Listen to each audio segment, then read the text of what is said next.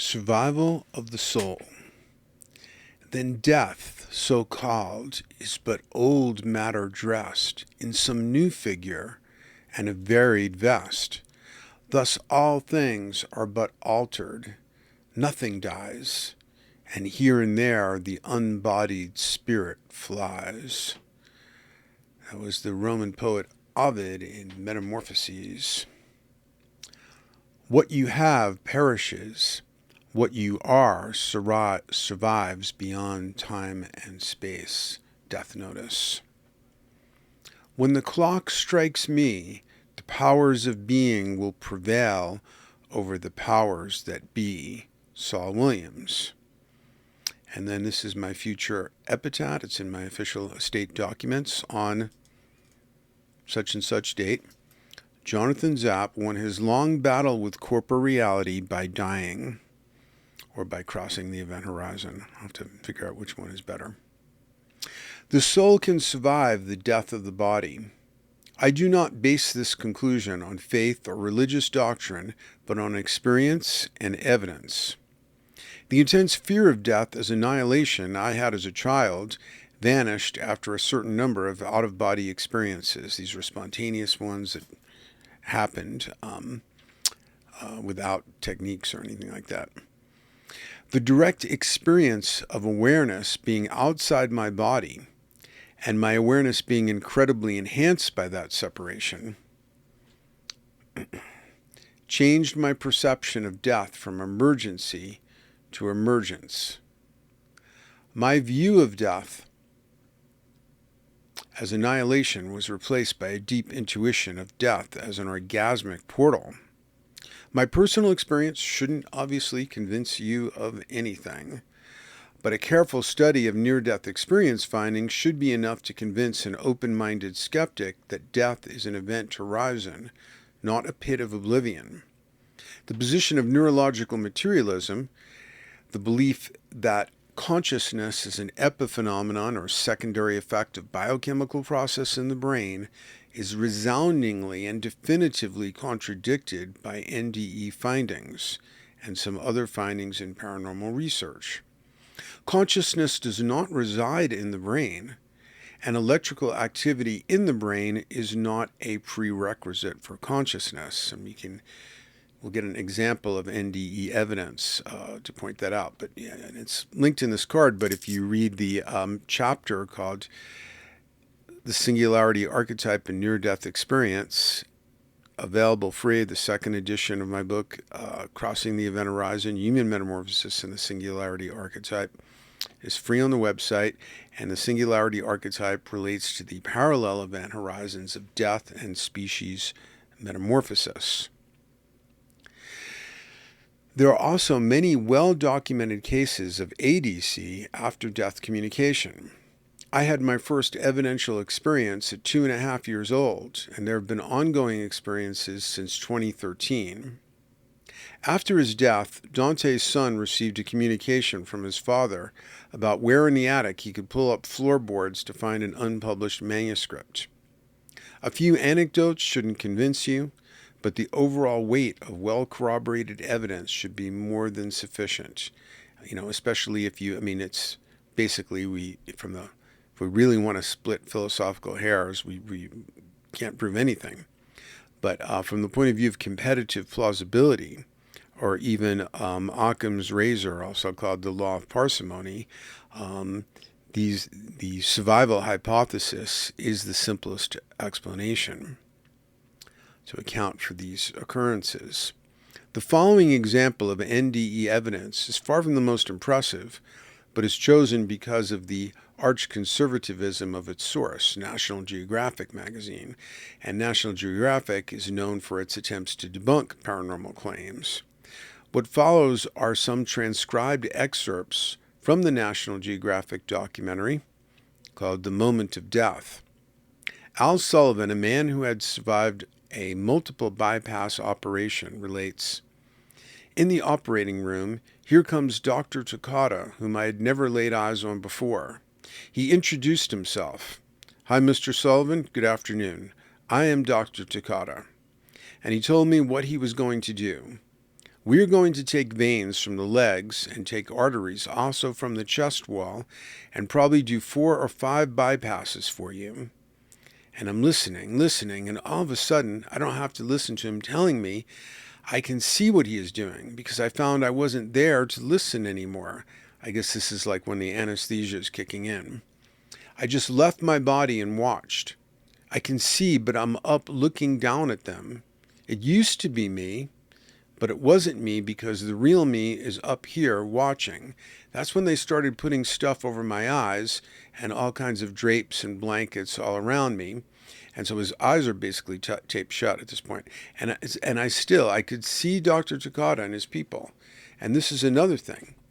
I could see through the operating table and me, and I could see what kind of boots he had on. At one point he stepped back, the surgeon stepped back, and it looked like he was flapping his arms. And I thought, what in the world is he doing that for? Al continues. He was orchestrating, do this, and do that. And it did seem very foreign to me what he was doing. Al demonstrates Dr. Takata's strange movements, his hands to the sides of his chest, elbows bent, twisting around and pointing with his elbows as he gives commands. Dr. Anthony F. Lasala, MD, cardiologist at Hartford Hospital, explains, Dr. Takata, when he's not operating and trying not to contaminate his hands, will put his hands close to his chest and point with his elbow. Dr. Lasala. Al Sullivan would not know of this peculiar behavior of Dr. Takata. I did not tell him that. Dr. Takata. I cannot explain how he saw these things under the complete sleep of anesthesia. And again, eyes taped shut. Dr. Lasala. Even if he was conscious, it would be impossible for Al to see Dr. Takata's stance or arm movement because Al was behind a drape that blocks the vision of the patient, and his eyes were taped shut. And now I'm missing part of the card here. Let's see if we can catch up to it.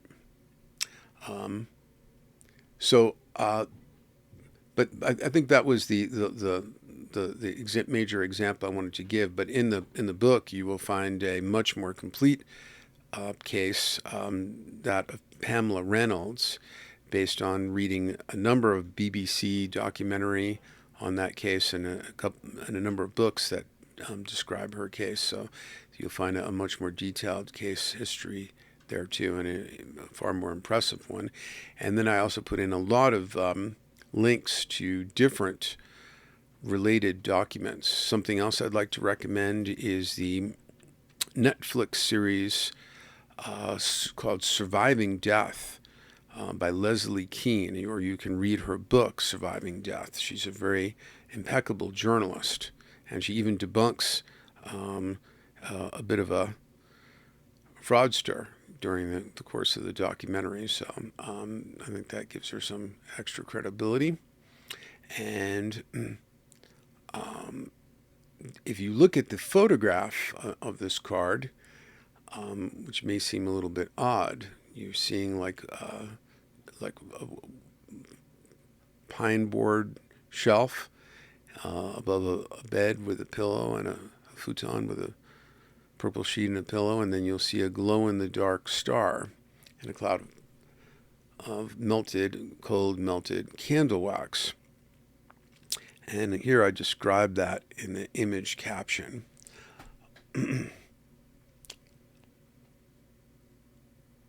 Although any particular anecdote is unconvincing, I should explain the relevance of this photograph. A family I know in Boulder had an 18-year-old son named Bodhi. He'd been trying to get a hold of me to do an I Ching reading. We played phone tag for a couple of days, and then I heard from a mutual friend that Bodhi had lost control of a car on a high mountain road and died. A few days later, I was visiting with Bodhi's sister at the family home up in the mountains. She invited me to stay overnight and suggested I might want to sleep in Bodhi's room to feel more in touch with his departed spirit. And she knew something about my interest in communicating with the deceased and so on. Except for a futon we dragged into that room, it was completely bare. Not a pen cap. All of Bodhi's belongings had been removed. So I just sat on the futon and meditated on Bodhi with the lights off, attempting to be open to his spirit. A few minutes into the meditation, I was startled to hear an object drop just behind my head. The room was completely bare, and there I was sitting against a wall. I guess I didn't really take notice that the wall moved in a little bit to create like a shelf that was like just behind my head, and then it went back up, as you see in the photo. So it didn't seem impossible for anything to fall just behind my head. I turned on the light to investigate. I discovered a single object had been left by Bodhi and not noticed by me or whoever had cleared out his stuff from this completely bare room. It was a single glow-in-the-dark star that he had attached to the ceiling. The star fell exactly behind my head and landed in the center of a purple cloud of cold melted candle wax. And you just think of how, like, because a lot of these things I've experienced. There's another one, well documented. It's linked up there on my dad's memorial page, where an extraordinary image I was able to take a picture of appeared in the house the morning after the funeral. So look for that link to see that one. But what's notable about both of these is sort of how poetic and artistic these occurrences were. They weren't merely evidential signs. I mean, we can't really say they're evidential. They're suggestive, but they're artistically done. I mean, it's just so, but in a way where it's hard to explain the chain of events. It wasn't like, as far as we know, that Bodhi had a conscious intention that only this one glow-in-the-dark star would be left behind, and for it to fall right behind my head when I'm there meditating. It could have fallen at any other time in the week or so that room had been bare, but for it to choose that particular moment, and so precisely, and then just the poetic aspect of a single star falling from the ceiling that was placed there by the deceased. I mean, it's, you can't make this stuff up. But there's a whole lot more of this kind of material in that chapter of my book, and some other great books that are linked in the card.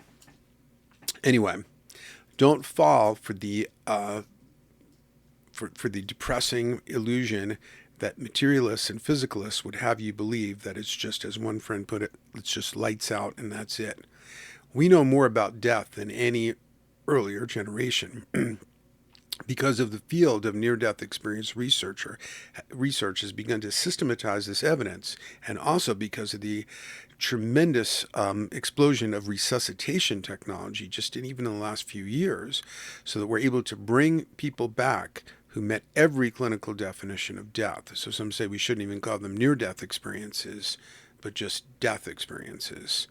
So please investigate this topic. It's been shown by Dr. Kenneth Ring, Professor Emeritus of Psychology at the University of Connecticut, that there's a viral aspect into doing research on NDEs, that the lasting and growing effects of an NDE that increase through time, which makes it seem like an archetypal experience, as I think it is, related to the singularity archetype,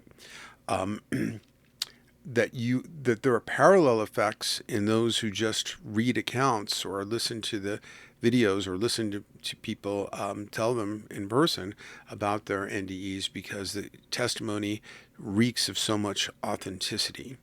So please consider doing some research on that topic. It can totally change the way you feel about life.